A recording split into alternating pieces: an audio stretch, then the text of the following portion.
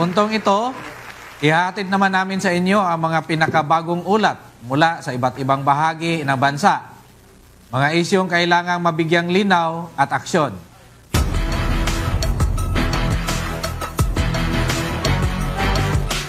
Tinatayang 89 na kilo ng hinihilalang shabu ang nidiskubre ng mga otoridad sa Zamboanga City. Ayon sa inisyal na ulat, natunton ang naturang kontrabando sa isinasagawang operasyon ng mga otoridad. Patuloy namang inimbesagahan kung saan nagmula ang iligal na droga at kung sino ang mga nasa likod ng malakihang pagpasok nito sa lungsod. Para sa update, nasa kabilang linya po si Police Major Shelami Tubo Chang, ang Chief Public Information Officer ng PRO 9. Yes. Magandang hapon po, ma'am, sa ating pong host. Yes, ma'am. Yes, magandang hapon. Sige, pakibalita po. Yes, ma'am. Gusto ko lang pong ipaalam, ma'am, sa ating mga manonood na noong August 31, nagkaroon po tayo ng isang malaking operation on illegal drugs dito sa Zamboanga City. Oh. Yes, ma'am.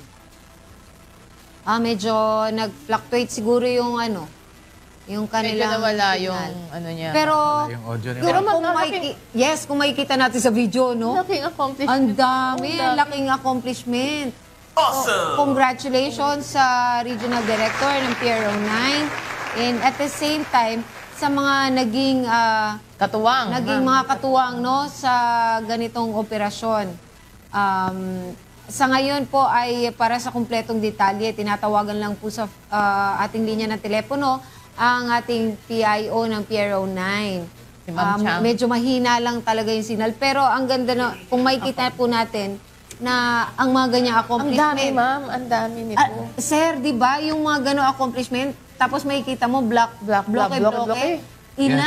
ilan kayang Buhay ang mga buhay nasagip ang natin. masisira nun? Yes, kasi kung hindi na huli yan at Nako. nakarating sa mga kalsada, Yes. maraming Madaming mga masisirang buhay na kabataan, naman yan, ma'am. masisirang buhay ang maging apektado niyan. So, congratulations sa Pro 9. no?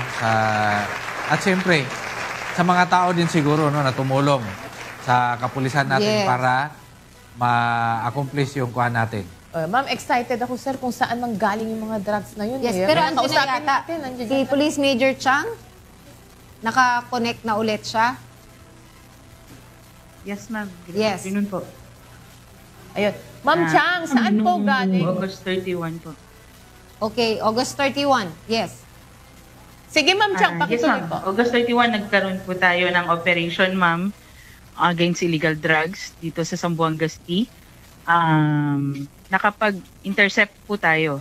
Interdiction operation po yung nangyari kung saan nakakuha tayo ng 89 kilos of suspected shabu.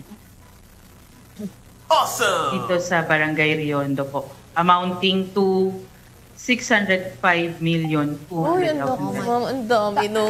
Pwedeng yes, tanong ko lang kasi medyo napuputol siya. Saan nakuha? Saang lugar ng Zamboanga Peninsula nakuha yan? Sa Zamboanga City po. O sa Zamboanga City? Yes. Saan daw po galing, ma'am? Galing po siya sa likod ng mga isla, ma'am. Pinasok po siya dito sa Zamboanga City via sea vessel po. Yung maliliit na bangka po natin.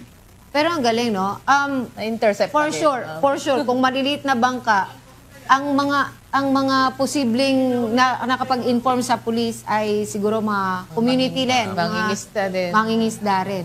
So saan Yes, ma'am.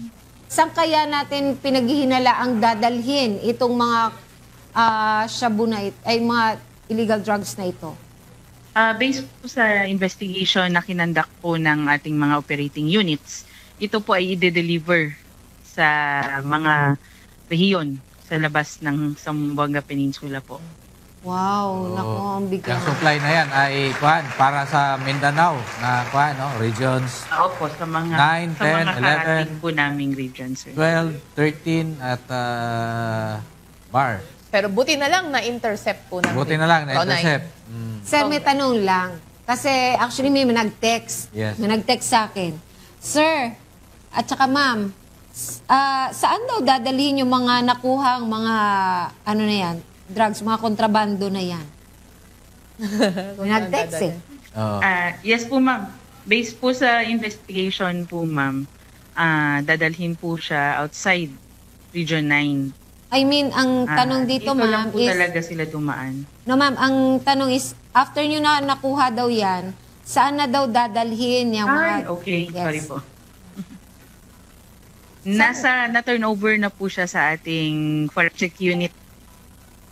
Forensic unit. Po, sa ating crime lab po. O yan, para sa ating mga kasambahay. Ano? Ulitin po natin, no? At para malinawan, sir, lahat, hindi po nire-recycle yan. Hindi po yan ginagamit. Bawal po yun.